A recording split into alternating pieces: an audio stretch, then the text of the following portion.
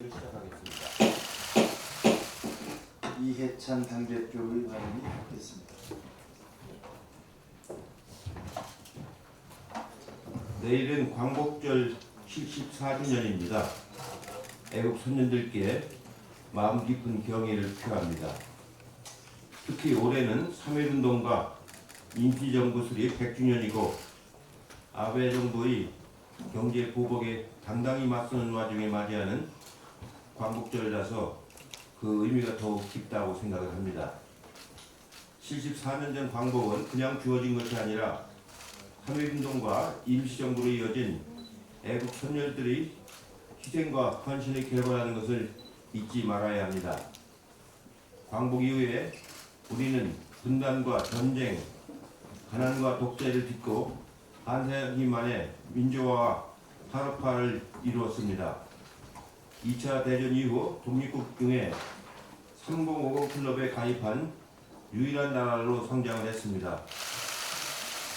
7개의 나라가 있는데 그 중에 일본, 독일, 이탈리아는 전쟁을 일으켰던 나라고 미국과 영국, 프랑스는 식민지 지배를 했던 나라입니다.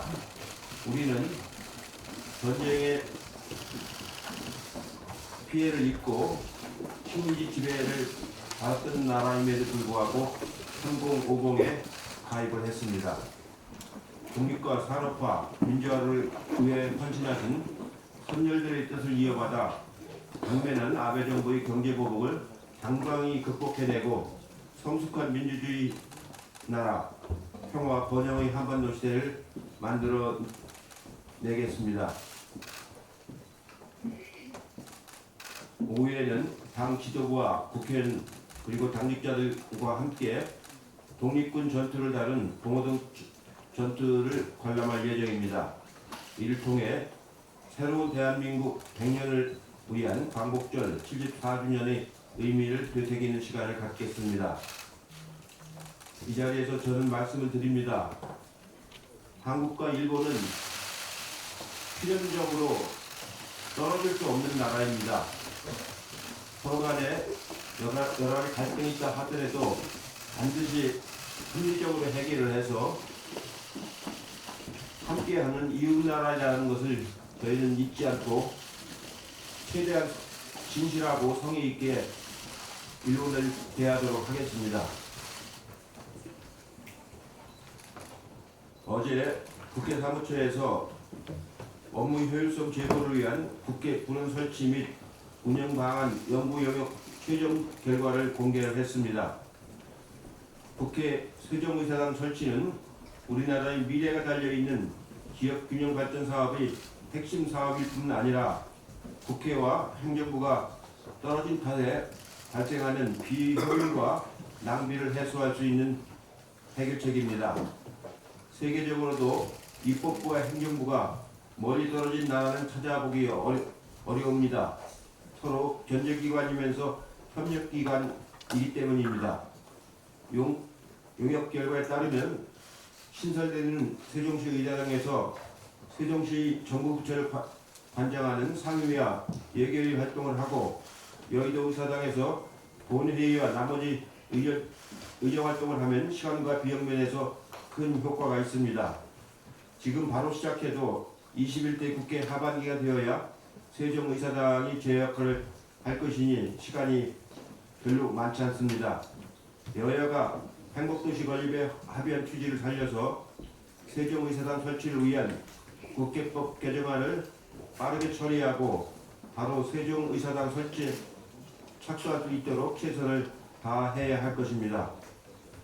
언론에서 여러 가지 보도가 나오는데 행정부가 수도권에 있는 법무부, 외교부, 통일부, 국방부, 여가부는 수도권에 있기 때문에 상임위를 세종시에 가서 할 필요성이 별로 없습니다. 그래서 그 4개 상임위를 제외한 나머지 상임위는 세종시에 가서 하는 것이 가장 효율적이라고 생각을 합니다. 이 점은 앞으로 국회 운영위에서 잘 검토를 하셔야 하는데 그 검토를 하기 위한 당내 특별위원회를 설치를 해서 운영하고 충분히 협의할 수 있도록 조치를 취하겠습니다. 어제 광주, 구미, 밀양에 이어서 네 번째 지역 상생형 일자리 모델인 강원형 일자리 협약식과 사전 구매 계약이 진행된 것은 아주 의미 있는 일이라고 생각을 합니다. 횡성 지역 이 모빌리티 산업 분야에서 이루어진 사회적 대타협으로 앞으로 초소형 전기 화물차를 개발하고 출시할 예정입니다. 강원형 일자리가 다른 지역과 다른 점은 중소기업들이 협업을 통해서 이익을 공유한다는 것입니다. 지역경제 상생을 위해 노사민정이 서로 임금과 근로시간, 고용조건을 양보해서 대타협을 이루어냈습니다.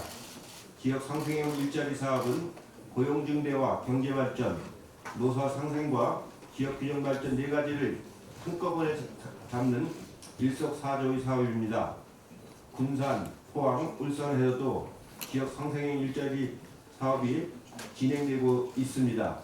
정부와 민주당 모두 최선을 다해서 노력을 하도록 하겠습니다. 이상입니다.